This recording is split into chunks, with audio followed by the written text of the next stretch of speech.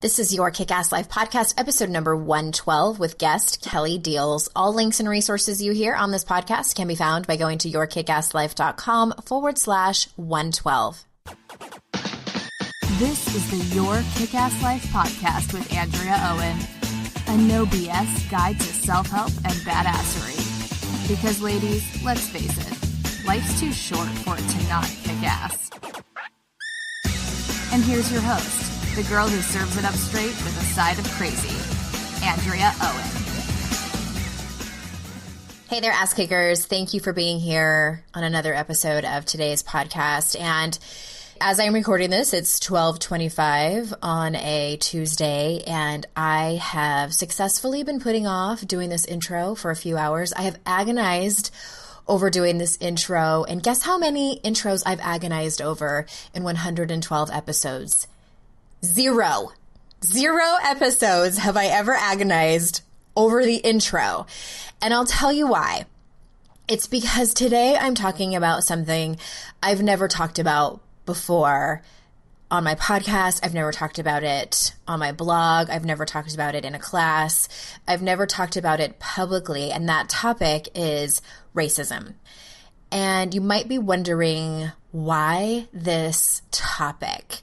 Because obviously it's an important one. I mean, that's a no-brainer. And I'm passionate about a lot of different social matters like media literacy and the oversexualization of girls and women and sex trafficking and autism awareness and LGBTQ rights. But the reason I'm talking about this now on the podcast is because I think there are some listeners who might relate to my experience as a white woman growing up in the United States and maybe can learn from this conversation I'm about to have with Kelly Diels, my friend.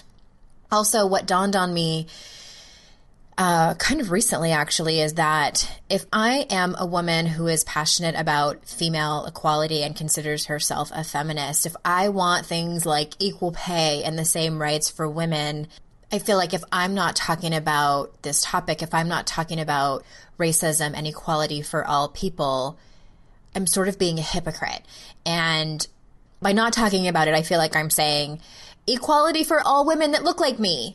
And that's just shitty. I can't do that. And once I realized that, the hypocrisy of it, I realized there was a lot of things actually that made me realize I needed to have this conversation. So to be perfectly honest, maybe selfishly, I'm here talking about this as a way of apologizing for my own ignorance of 4 decades. And maybe it's a way for me to process the feelings around it. And for the record, I know that equal rights for people of color matter more than white people's feelings. I do absolutely know that. But I think for people who are listening who might just be sort of waking up to the reality and the magnitude of this problem, I needed to at least mention that. At any rate, I thought it would be helpful to do all of this out loud. And basically, I have some intentions for this episode. The first one is I want to talk about my journey as a white person in America and how for me, coming to terms with my own racism and how I did not even realize I was participating in the problem, how I've unknowingly contributed, and what I'm doing, feeling, and thinking now as I have woken up and continue to wake up about this topic. The second intention is I wanted to and have to walk my talk that in order to create change, we need to have these tough, uncomfortable conversations. I'm open to talking about a lot of hard topics, but this one has been probably the most uncomfortable yet. And I'm going to talk in a minute why this is so incredibly uncomfortable, not just for me, but I think for a lot of white people. And the third intention is that I wanted to encourage you to get honest with yourself. My promise to you is that I will be 100% honest in this episode. And I can also 100% guarantee that I'm going to want to throw up the entire episode. You'll hear me mention that to Kelly as well. Because at the end of the day, you guys, like, this podcast is about living your kick-ass life, right? It's about you gaining the skills to have conversations. Because it's not just about you learning the skills and doing it all on your own alone. If you've taken any of my classes and if you've been listening to this podcast long enough, you know I talk a lot about having these tough conversations. Every single client that has come to me and everyone in my students ends up having to face that day where they have a hard conversation with someone. And it's usually the stuff that no one wants to talk about. That's how you create change. Typically, no one wants to talk about vulnerability or shame and fear. And I ask you regularly to talk about those things. I teach classes on how to do this. And that's what this podcast episode is about, me having one of those hard conversations and inviting you to do the same. So this isn't a podcast telling you to run out right now and join a Black Lives Matter chapter or speak out publicly on Facebook about this if you're scared. But by God, if you want to do that, then please go do it. Today is about talking about something that needs to be talked about. And again, I'm really uncomfortable having this conversation. I am uncomfortable right now saying all these words to you. I am afraid. I'm afraid of saying the wrong things. As someone who is so new to this conversation, there's a good chance I'm going to get it wrong. All the other stuff I talk about, all the 111 episodes before this and the years of blogging, I felt pretty damn comfortable talking about it. Today, I do not. I'm afraid people will say, please don't. Please go back to just regular personal development stuff and save this topic for real activists. I'm afraid that some of you listening are going to be rolling your eyes and turning it off. And you know what? That's the risk that I take. However, I feel called to do this. I have never felt called to appease the critics. I have never felt called to make everyone comfortable. I mean, that's definitely what my inner critic tells me, but that's not my truth. That's not the true, wisest, spiritual thing that has called me. I was called to create space and permission to talk about things that matter, to talk about the stuff that nobody wants to talk about, to talk about the things that make us uncomfortable. I was called to encourage everyone to be brave while at the same time being brave myself. And I sure as hope I'm doing that for you today. And again, this is a conversation that I will most likely say the wrong thing somewhere in it. I will possibly offend someone. It will be messy and imperfect. And if I let that stop me, I probably wouldn't do anything ever. So again, I am bringing on my friend Kelly Diels, who is brilliant, and I have the utmost respect for her. I'm going to tell you a little bit more about her in just a minute. One more thing, though, before I bring you the episode and tell you about Kelly. If you are a woman of color, this is something I have never even thought to mention before, but I want you to know that you are welcome here in the Your Kick-Ass Life community. If you are a lesbian or if you are transgender, if you identify as a woman, you are welcome in my community and in my classes, always. I don't ever want any woman to feel excluded from my community based on her race or sexual orientation. I'm going to tell you a quick story before we get going here. And this was part of the conversation I had with Kelly, and it was after we stopped recording. We were chatting a little bit, and I was telling her about when we first moved here to North Carolina, and I really wanted to join some kind of, I wanted to do a lot of different things and, build a community here and make friends and things like that. And I really think it's so awesome that people do spoken word and even poetry slams and stuff like that. So I researched online and went to meetup.com, as I tell y'all to do, to go make friends. Meetup.com is a great place to do that, right? That's like one of my things that I tell people to do.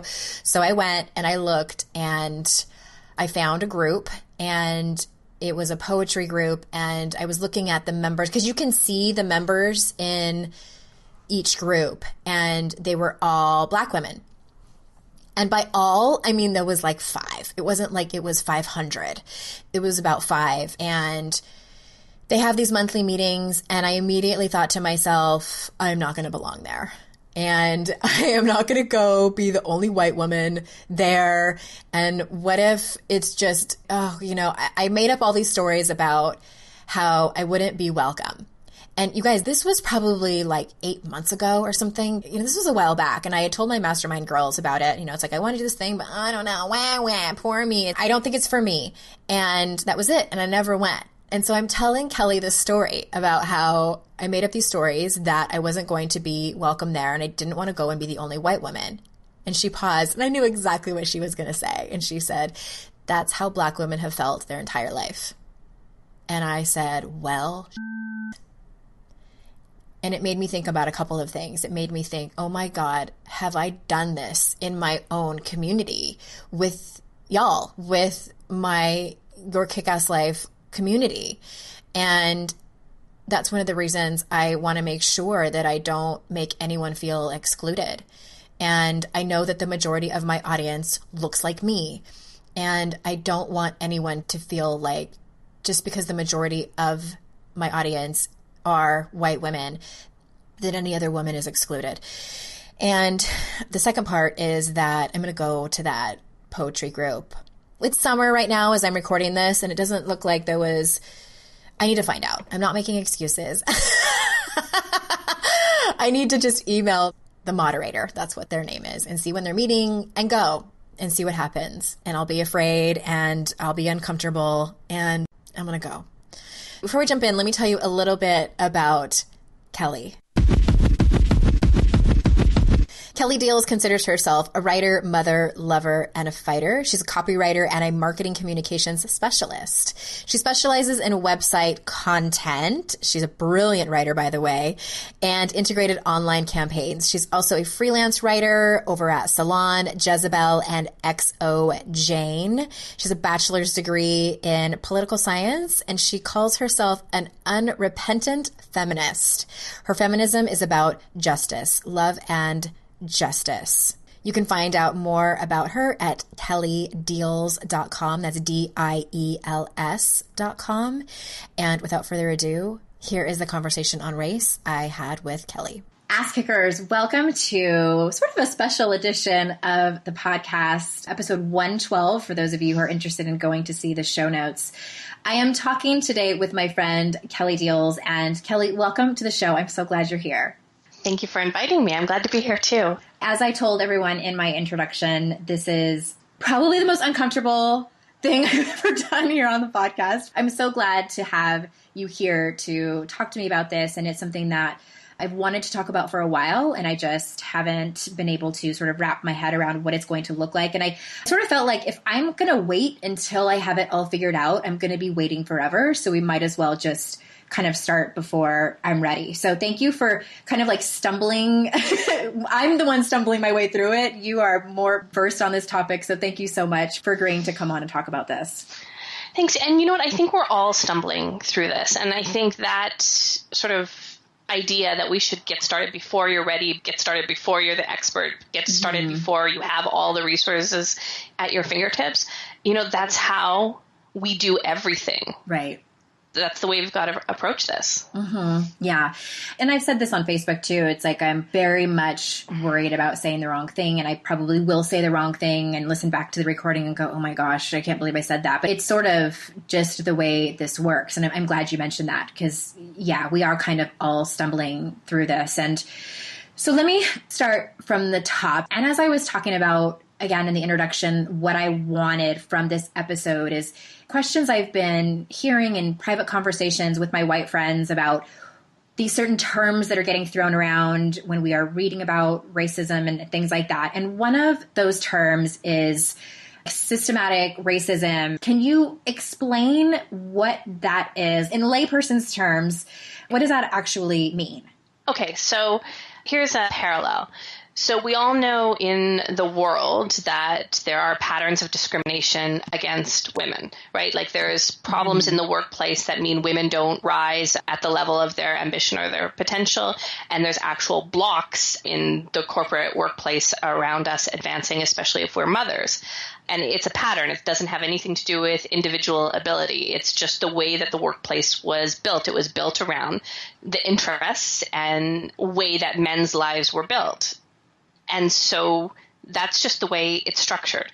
It doesn't mean that, you know, your boss or the people around you have an active hate on for women or an active desire to hate women or hold women back. It's kind of just this way that we go with the flow because that's the way the institutions and our culture is built, and it just becomes normal, so we don't even see it. It's like we're in water and we don't even know we're wet. It's the same thing for systemic racial discrimination or institutionalized racism. This is just the way that our society was built from the get-go. And there are certain attitudes that are built into it. It doesn't matter so much if people have, are active racists, with a burning hatred in their heart for people of color. That certainly exists, but what exists and has more weight is the fact that all of our institutions and sort of patterns and laws and processes are built on that. So even if the people showing up for their jobs and showing up as public servants are just carrying out their responsibilities, the structures that they work in were built around these assumptions. What it reminds me of is in the work I do with women, we use this really great metaphor that Brene Brown came up with, and we call it the arena. So it's like any vulnerable moment that you walk into, we call the arena. And then she also, in this metaphor, there are different sections of the arena. So there's like the cheap seats, and those are the people that like hurl advice and are critical. And then there's all these different areas. But one in particular that I thought of when you were explaining that is what she refers to as the box seats. And she says the box seats are the people that built the arena, and they want that arena to look like them. So they built the arena for people that look like them. And that's sort of what I thought of when you mentioned that. So it's kind of That's like... exactly what it is. Yeah. What I also kind of heard you say, and correct me if I'm wrong, is that these people don't necessarily, they're not racist or white supremacists. They just built the arena or built, a company or built an organization because that's what they knew. And they built it for people that were just like them. Oh, that's a charitable interpretation. Okay. Some people are actively racist and white supremacists, and like the system was actually built on white supremacy. Like that's how America was founded, right? Like slavery and genocide is how America was founded. So like that, we can't sort of shy away from that. That horrible reality is really there. And the reality is there are white supremacists at all levels of our institutions. Mm-hmm. That being said, I'm saying that I believe, and perhaps I am naive, I do believe that most people that I encounter in my daily life aren't raging white supremacists. Right. What they are is oblivious. Exactly. And that's not okay. We need to wake up mm-hmm. and we need to do the work. It's not enough to just not be racist. In order for us to effect change and make a just world, we have to actually be anti-racist. We actually have to be doing work to end racism. Mm-hmm, mm-hmm. Okay. Yes. And maybe I was being charitable there. And it's interesting. I had a conversation last week with our mutual friend, Desiree Lynn Attaway. Desiree is brilliant, and I will link to her website in our show notes because she's so great. And I want to have her on as well. But what I was talking to her about is that she was asking me some really great questions just to sort of, for her to get to know other people's experiences and for me to think about my own experiences. But the conversation that we had revolved around those words, racist and white supremacist, because what I was telling her is that when I hear those words, I would never think of myself, first of all. Like, especially white supremacist, that term to me is like skinheads, like those scary girls on Orange is the New Black with the tattoos on their necks, and the KKK, and, these hate groups. And I am definitely not that. And so what I was telling Desiree was that now that I have been really kind of immersing myself in what white privilege is and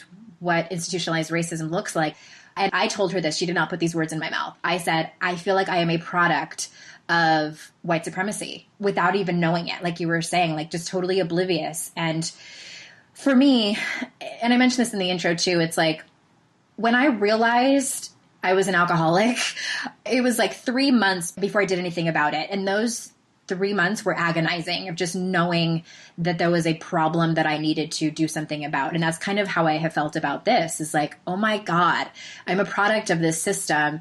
And how could I just not do anything about it? And the same thing with the word racism too. It's like, I would have never, ever deemed myself a racist. And after learning about what it actually looks like, I was like, oh my God, yes, I absolutely am. And it's an emotional kind of reckoning with myself, I guess, which we'll talk about that in a little bit too. But I think that, for lack of a better analogy, I think most people look at it as black or white. It's like either you're a racist or you're not. Do you see where I'm kind of going with this? I agree with everything you said. I believe that my experiences in the culture that I'm growing up in, I am a product of white supremacy. So you are, for the people listening, because they can't see you, you're a white woman. Yeah. Mm-hmm. Okay. Yes. I'm a white woman, and I want to add to this piece so that people can relate to where I'm coming from. My husband is Black. My children are biracial. So, we have a multicultural and multi-ethnic home. And this is probably the cause for my awakening is as my children are starting to move out into the world, I am seeing how their experiences in the world are incredibly different than my experiences in the world. Mm-hmm. And I am seeing that they get treated in a particular way until people realize that they're with me, or until I show up at the school and people take a step back. And it's so in my face. Like, there's no way not to acknowledge that this is the way the world is. And it is shocking. And I am looking at my own racism now, because what I think is, like, you're born in America, you are an American. There's no way not to be an American. Mm-hmm. We are born into white supremacist culture. As white people, we benefit from it, and it's invisible, and we don't even see it. How are we not to be racist? It's the voice of culture working through us without our permission. And as soon as we wake up and realize that it's using us like puppets, then we take back the strings. You said that, you sort of grew up and in this culture as well. So can you give me some examples of how you sort of saw your own racism? Yeah, I can give you like a really embarrassing example. When I first came online in 2008, 2009, 2010, I got a gig as a paid columnist for ProBlogger. And that was a really big deal at the time. And I wrote this piece about a Biggie song mm-hmm. and about how we as bloggers can look to hip hop artists for inspiration. And it was like this lighthearted, long-winded, rambling piece. And I thought it was, funny. And now I look at it and I look at this and I'm like, what I'm basically assuming when I'm writing this piece is that the audience is white mm-hmm. and that it's somehow funny or interesting to look to Black people coming out of the projects as inspiration. That is my own racism. That is me thinking that Black people who come out of the projects don't know. Do you see the assumptions that I'm pointing out there? Like, the assumption is that it's funny for white people to look to Black people for inspiration. So implicitly and explicitly, that's me believing some really racist nonsense. That didn't even cross your mind as you were writing the piece. And let me tell you how disgusting that is, Andrea. I have Black children, and I had Black children when I wrote that, and I didn't even see my own racism. Mm-hmm. So for me, as a white woman, to be parenting Black children and not confront my own racism is just vile on so many levels. So, like, I have work to do, and I am on a mission to unlearn what my culture has programmed into me. Mm-hmm. Oh, all right. Since we're sharing, thank you for that. I could tell it was a hard story for you to tell, even though it was years ago. So I want to give people an example of my own thinking and my own racism. And again, this is something I'm just realizing as I'm having more conversations with people of color and of white people just about this topic in general. So I was actually watching, I don't know if you've seen it. It's really great if you haven't seen it. It's streaming on Netflix. There's two separate mini documentary series. One is the 60s and one is the 70s. Tom Hanks is one of the producers. It's really great. And on each of those decades, they start out with the different TV shows and things from that decade. And I was born in 1975. So I grew up, some of my favorite shows were the Dukes of Hazzard. Yeah, no racism in that show at all. And what else? And I was trying to think, what were the Black shows that were in my childhood? And we had Sanford and Son, and we had Good Times. But I remember, like, that was sort of like my impression. And just to kind of paint the picture, I grew up in a community, a suburb that was probably 90 to 95% white. So what I learned about Black people was mostly from TV. I mean, even this is just as a young child, because nobody talked about it in my family. We were a white family. I grew up thinking that Black people were very different than me, and they lived their lives very different from me, and they didn't have as good of a life as I did. And also, I remember when The Cosby Show first started, and I distinctly remember thinking, the mom is a lawyer and the dad is a doctor. Kelly, I thought that was like make-believe. it makes me emotional even to say that. Like, I didn't think that that could happen. And it seemed like such a far-fetched notion to me. They really seemed make-believe. I mean, look at Different Strokes. I mean, that was a huge show that I grew up on. And Mr. Drummond, adopted the 2 Black kids and, saved them. Like, I'm just kind of trying to paint a picture of like what I grew up saying. And as a child, where we learn the most about our world, that's really what I saw. And then fast forward into high school, I felt like we were pretty segregated. We were predominantly white, and there was the groups of the white kids and there was the groups of the Black kids. And I remember they had like a club or something that was some kind of Black history club. And I remember having the conversation with one of my friends saying like, well, why don't we have like a white history club? And, and I'm just like so horrified that I would even say that. And I also remember having conversations with some of my girlfriends. There was this really beautiful Black girl that went to my high school, and she was the homecoming queen. And she also won Miss Rancho Bernardo, which was the community that we lived in. It was like a pageant. And there was conversation that the only reason that she won either of those was because she was Black. And because our community was predominantly white and our high school principal was accused of being a racist, that our high school principal purposely did that in order to show that she wasn't a racist. And I believed that. I believed that that was the reason. And now I even looked her up on Facebook. I remember her first and last name, and there she is, and she's still beautiful. And I just so desperately want to run and apologize to her for thinking those things and saying those atrocious, hateful things. And it's just agonizing. And I know that this isn't about me, but I wanted to tell that story and tell my feelings, because I think that there's a lot of people listening who feel horrible about the way that they've been, or maybe they're just realizing it now as they're listening to this conversation. And I think that whatever you're feeling is normal, and it's okay to feel bad and, try to have self-compassion for yourself. And it's startling. It's startling to wake up and make these realizations, I think is what I'm trying to say. Yeah, it is startling. And there's sort of 2 pieces I want to point out to that. Is like, one is these are the implicit assumptions. That is the structural, systematic racism, the institutionalized racism that we're talking about. Like, that is the culture we grow up in. Those are the assumptions that we inherit and we don't check. And what we're doing right now is checking them.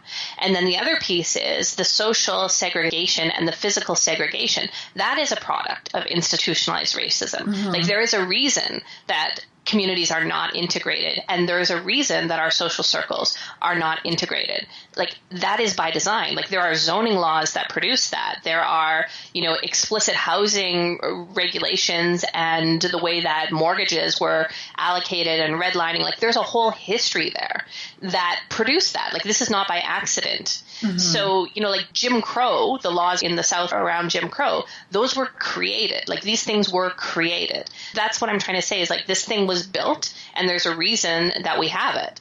And what we need to do is, yes, this produces a whole lot of shame and guilt and like shock and misery, and we've got to cope with it. But the way to cope with it is to find a way forward. Right. Like, the way to cope with it is to change it. I don't want us to get stuck in this place where we're guilty and we don't know what to do. Mm-hmm. I want us to own it. I want us to take responsibility for it and change it. Yes. And that's definitely what I'm looking at too. And I've been asking questions to you and on Facebook and various people, and trying to have conversations with various people at the same time as I make my way through these emotions around this. And before we jump into that, let's talk about white privilege a little bit. And how would you describe that to somebody? Well, I think most people have a little semblance of an idea of what it is. And I think there's a bit of a misunderstanding. What it ends up coming off like, I think, to white people who are first getting acquainted with, is that people think it means you've got some sort of celebrity status and everything is easy and you always go to the front of the line and you get into the club without paying, and like all this magic, mm-hmm. right? Like all this magic happens for you, and then they resist it. They're like, well, my life isn't like that. That's not what white privilege is. White privilege is basically an unearned advantage that you don't even notice. Mm-hmm. So it's mm-hmm. not getting to the club for free. It's being able to get in the club at all. Right. That's what it is. It's the stuff, the advantages we have that we don't even notice. And it means that we get callbacks when we send our resume out because we've got white-sounding names. Mm-hmm. Whereas someone with the exact same qualifications, and there's research about this, who has a black-sounding name will not get a callback. It means that when we get a job offer and we've graduated, when we show up the job is still there. Whereas a woman who shows up, and there was a case about this recently, a woman who showed up to start her first day of her new job after graduating university, her job offer was rescinded because she showed up wearing braids. You know, it means that when we as white women go to work with a messy bun, we still look professional. Mm-hmm. But if a woman who is a Black woman shows up with her hair unpressed and unstraightened, she's considered looking disheveled and gets sent home. You know, all of those things happen, and this is sort of real life. So we have advantages in that we are considered the norm and we are acceptable just as we are. Right. And Black people and people of color have to twist themselves into contortions to be considered acceptable, or they have to literally, and there's research about this, be twice as good in order to get as far as someone who's white who has half the qualifications or half the experience. Like, this isn't stuff that's getting made up. There's research, it's empirical, it's observable. So that's what privilege is these unearned advantages that mean that you are acceptable just as you are. And everyone who doesn't look like you has to do work to look like you. Yeah, thank you for that and saying it so eloquently. And I feel like what might be common for people listening, and this was sort of kind of where I was, is where when I first heard about white privilege, it must have been years ago, I remember thinking like, oh, yeah, I have it, but, you know, luck of the draw, not my problem. You know what I mean? And I think it wasn't until recently that I was like, oh, so the people that can dismantle racism are white people. And that's my next question for you is, and I think it feels like such a huge, monumentous task, but I do think that it starts with us. And how can we do that?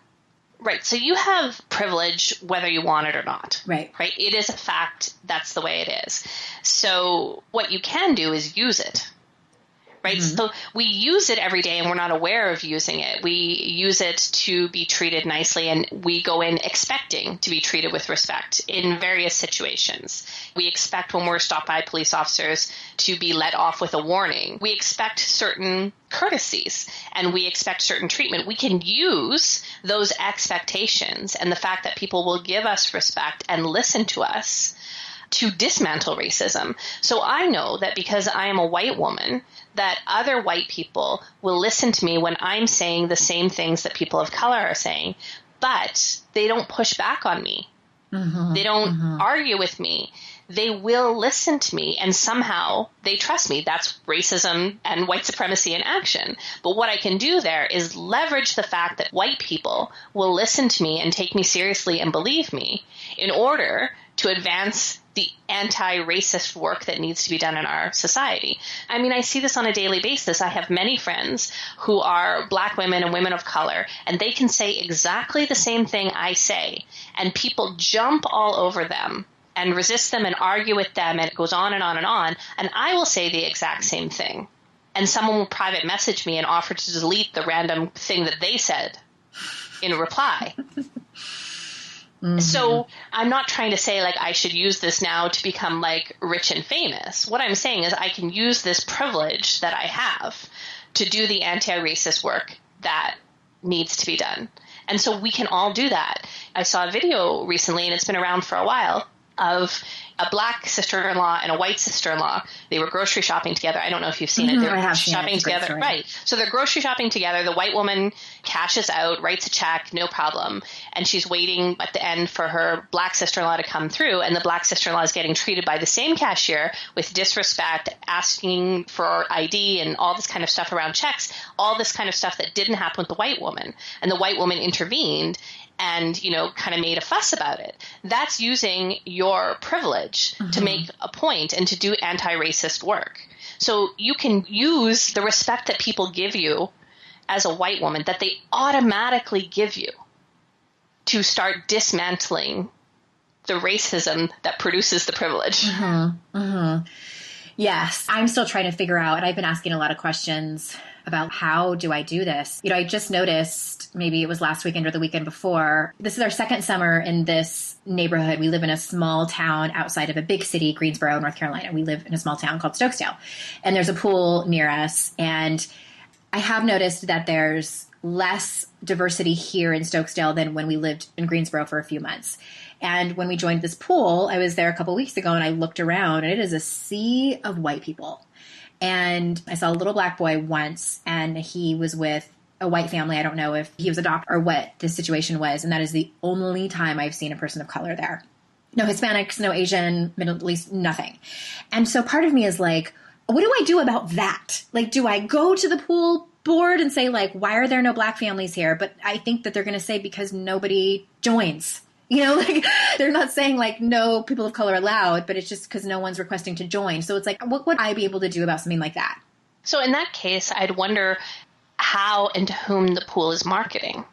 So, I mean, I don't know the breakdown of your parks and recreation associations or what have you, but like where are flyers being delivered? You know, to whom are they explicitly trying to market? So yes, you could go to the pool board and ask those questions like, who is the pool marketing to? And what outreach efforts would they be willing to take? Let's say you and I are organizing a marathon and anyone who registers can show up and run the race. Well, here's the deal is like some of us can't even get to the start line, right? Some of us are on the bus when the gun goes off. We haven't got there yet. So it's not enough to hold the race and expect everything's equal. We actually need to do some work to make sure everybody can get there. Mm-hmm. So that's a piece that we can take on. We can start doing outreach. We can start making sure to explicitly invite people in. That's the other thing that I think white people don't realize. Unless we invite people of color in explicitly, they might assume that they're not welcome. They're not. Yeah, exactly. Well, when you're saying that, I just quickly Googled. So the pool that we go to is in the town next door. It's like literally 5 minutes away, called Oak Ridge, North Carolina. And on Wikipedia, the demographics, you ready?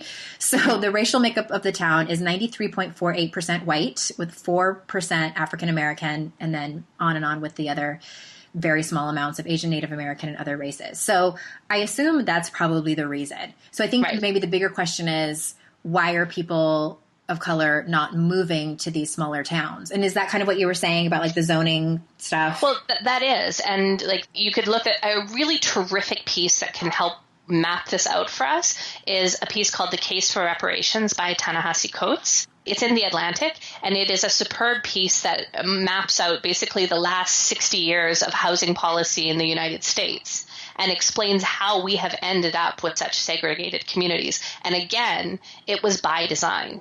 You and I have inherited this, and we live in communities that were shaped like this deliberately. Oh, Kelly. Every day I feel like there's another layer of the onion that gets pulled back for me. And it's just, I can't even put words around it. Before I get too emotional about it, I want to also say, I think that another thing that we can do, and this is something I plan on doing, is to talk to my children about it, because I was never talked to about it. And I think that, you know, without throwing my parents too much under the bus, there were definitely some things that were said and in my family growing up. I think that it's definitely going to be a conversation that I have with my children that was not a conversation in my family growing up. Right. And that's superb, because this is how we change things in one-on-one conversations with each other. And that's one of the things that we can do to use our privilege, is we can have these one-on-one conversations with people who care about us and people we care about, because they're going to listen to us. They trust us. They care about us. And if we can have these conversations, we can actually, you know, change hearts and minds and start challenging these beliefs. And it's really super valuable to do this work online and reach broad audiences. But where we actually change minds is in one-on-one conversations. So that brings me to another question. Would it be, I don't recommend turning to somebody in the grocery store, or, you know, the next black person you see and say like, hey, can I talk to you about this? But you said like, you know, people you care about. And so do you think that it's disrespectful to talk to someone that you know that's black and say, I would love to hear about your experience growing up, or I would love to know if there's anything that I have ever done or said that has made you feel uncomfortable? Is that appropriate? I can't speak for all black people. You can't? Well, then what good are you? I would say when you are in community and in relationship with a person, I think it would be really welcome to reach out to them and say, like, I see what's going on. You know, I'm waking up to this. I love you. I know you must be stressed out. You know, I'm here for you. And yeah, I think it would be lovely and kind to open up those discussions and say, like, when you speak to me and you tell me about your experiences, I'm going to believe you. Because that's the other thing that happens. And Black people and people of color will tell us about their experiences of racism. And the first thing we say is like, I can't believe that, or I don't believe that. Right. Or that's such a one-off thing. Like, it's not a one-off thing. This is a daily thing. So offer our love and support and our willingness to believe. And, you know, the people you're in relationship with, yes, be an ally, be supportive, be there for them. But yeah, don't just randomly approach people on the street because you're going to frighten them. And yell, like, Black Lives Matter. Yeah. Like, I would be alarmed if anyone approached me like that. I would be too. Yeah, people don't go and say that Andrea and Kelly told you to. Okay. I was thinking the other day, I don't know, this might be dramatic, but like I feel like a lot of what I grew up in was like a lie. You know, it's just like this bubble that was created for me, and I benefited from it. I benefited greatly. I still do every day. That is it. You've nailed it. That's what white supremacy is. We have grown up in a lie. And one of the ways I explained it to one of my friends recently is it's like when you're in a marriage and then you realize the guy's been cheating on you all along, the whole time, and you look at the relationship and you're like, I didn't even know what I was in. The reality of what I was in was completely different. And I feel like that's what this is too. And that's why Beyonce's Lemonade was so powerful and why it operated on more than one level, is because it's about looking at something and realizing you've grown up in a lie, realizing that you've been living in a lie. That's what white supremacy is.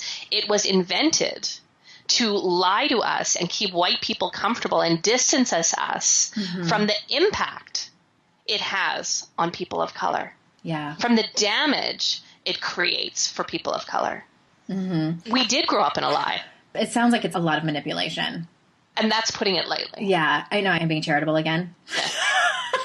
Baby steps, Kelly. Baby steps over here. And I just want to point out, like, to people who are listening, and this isn't to like eviscerate you and I, Andrea, but we right now are assuming that most of the listeners are white, and we are speaking to the white audience. And that is exactly, you know, white supremacy and racism in action. Like, that's exactly what I did with my pro blogger piece that I told you I was embarrassed about. Was I assumed that my audience is white. You and I are assuming that your audience is white, and we're speaking to them. We're putting them at the center. We're putting our experience at the center.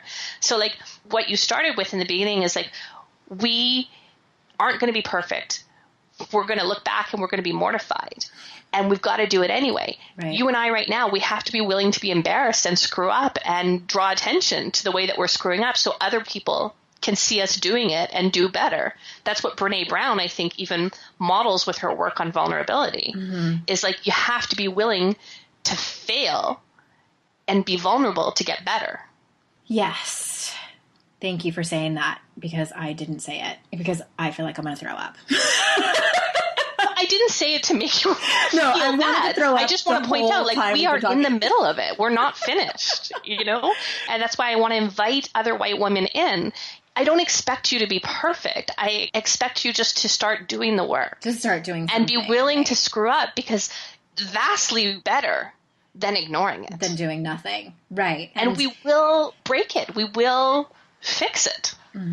I agree with you. And I think it starts with us. And I think it starts with the next generation that we are raising. And I just couldn't go on and not say anything else. And again, like, if I had waited until I had more guests to line up and all of my questions perfectly, and I was more educated and had read more articles, I was going to be waiting and waiting and waiting. And this conversation, again, was about me practicing courage and talking about something that I am, A, by no means an expert in, and B, still afraid to talk about. And I mean, I have privilege coming out of my pores, and there's just so many things swirling around, but I had to have you on, and I'm so glad that you're here. And gosh, I mean, I can't thank you enough for taking the time, being a mom of 5 children and being a writer and an author, and you've been not feeling well, and I just so appreciate it. And just to kind of conclude, is there any other words of wisdom or pieces of advice or anything that you want to leave the listeners with before we say goodbye?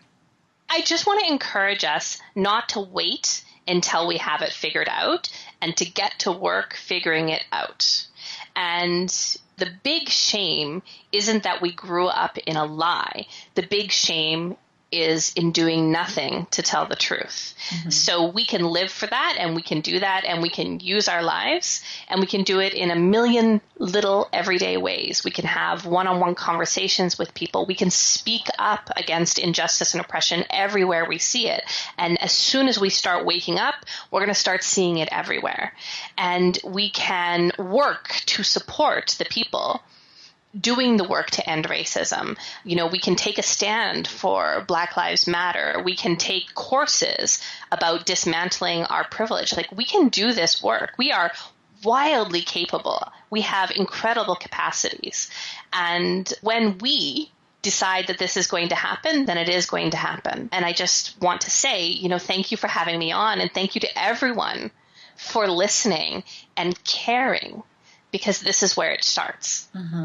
Yeah, exactly. I think it does. It starts with conversations like these. And I just want to say, too, that it wasn't just last week that I realized about, you know, my own privilege and what institutionalized racism is and all of those things. I think it was right around the time when George Zimmerman was acquitted. And I remember just kind of thinking to myself, something's going on and it's not okay.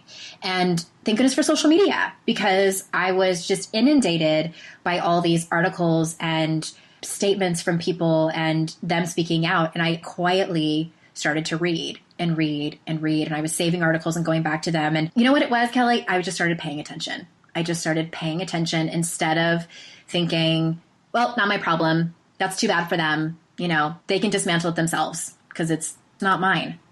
And I think that's really sort of what I had to flip the script on and just say, like, look in the mirror and say, like, this is your problem. This absolutely 100% is your problem. So saying all that just to say to my people that we're not asking you to go out and start shouting from the rooftops about this. But I think that my challenge and my ask for the listeners is just to start paying attention. Right. Read and listen and believe. I love that. Read and listen and believe. So quick question for you. You said that there's courses on this. Do you have some recommendations that we can put in the show notes? I do. Desiree Attaway, who we've talked about in this podcast, and her business partner, Erica Hines, just launched a course today specifically aimed at white people who want to dismantle their privilege and figure out how to bring diversity into their workplaces, into their business, into their platforms, and realize that diversity is an asset rather than a problem to be managed. So, you know, she's a genius. Erica Hines is a genius. They're both so lovely, charming, funny, and they tell the truth, and they're going to make change. So they are an amazing resource, and I highly recommend that course. Okay. We will for sure link to that in the show notes, yourkickasslife.com/112. Thank you so much, Kelly. And you are an amazing writer yourself. And I'm going to have you back on. We have a whole nother topic to talk about when Kelly is good and ready. And I can't wait to introduce that to you all. And everything's going to be in the show notes, yourkickasslife.com/112. And until next time, I will see you all out in cyberspace. Bye-bye.